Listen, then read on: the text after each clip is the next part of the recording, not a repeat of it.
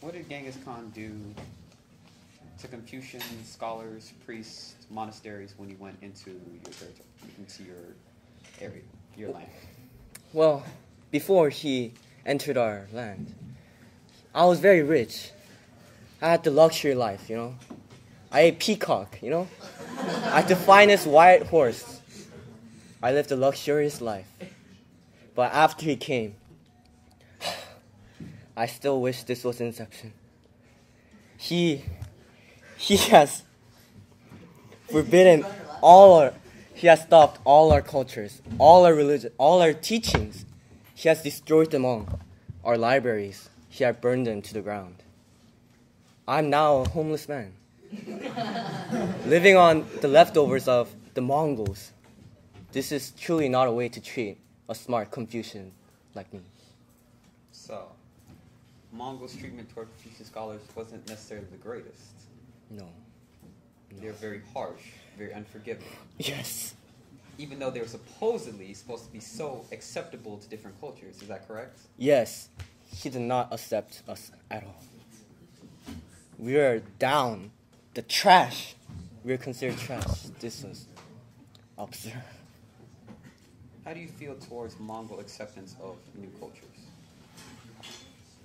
No, it was very bad. He only accepted what he wanted, what he liked.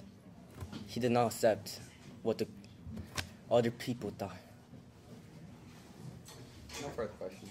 What's the name of the film?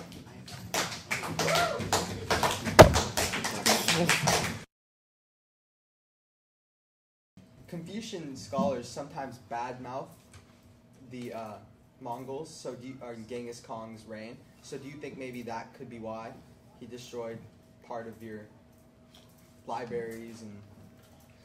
I really don't see any reason why. Did your people badmouth? In what Genghis ways? Khan's reign? My friends loved Genghis Khan. There must have been a reason for him to love that. Can we check out this one right here? No, we liked him in the start, but as he ruled. Okay. So he was very accepting of other religions, and your story seems odd because he also accepted things like Nestorian Christianity and Buddhism. So he was accepting of other religions. There must have been that's why I bring up bad-mouthing. You must have been bad-mouthing him. Well, as you can see, Genghis Khan hated Chinese people. Well, he didn't hate them. He hated the people who fought against him. Well, we were considered the lowest of the class, and we weren't even able to learn Mongol language. Okay. The Confucians were still allowed to build temples. He never took that right away from them. So, do you think there's a reason for that? Well, he did. But why would he destroy them? I don't know why. That's what I'm asking you. Well, maybe you were bad-mouthing him, or... I do not know. I'm just a Confucian scholar. Okay. And by the way, missionaries were also allowed to go from China to Mongolia along trade routes. So it wasn't a hate that he had against you.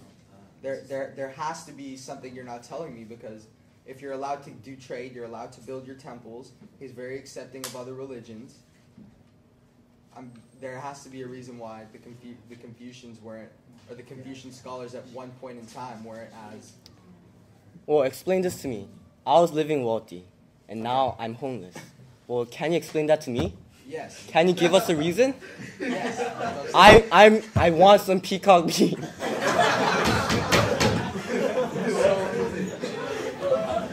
So were you perhaps corrupt because you keep bringing up the fact that you value this wealth so much, and you're not really bringing up the principles of Confucianism that... Well, I was always kind to the people. I always was caring for the Mongols, even though they disrespected me. So what drove you to teach Confucianism? Was it the wealth? Was it the... No, I was trying to convert these people, make them realize that if they understood Confucianism, they would live as peaceful human. But you could still do that under Genghis Khan because he allowed you to build temples and preach. Well, he made me homeless. What can you explain this? I don't understand. No further questions.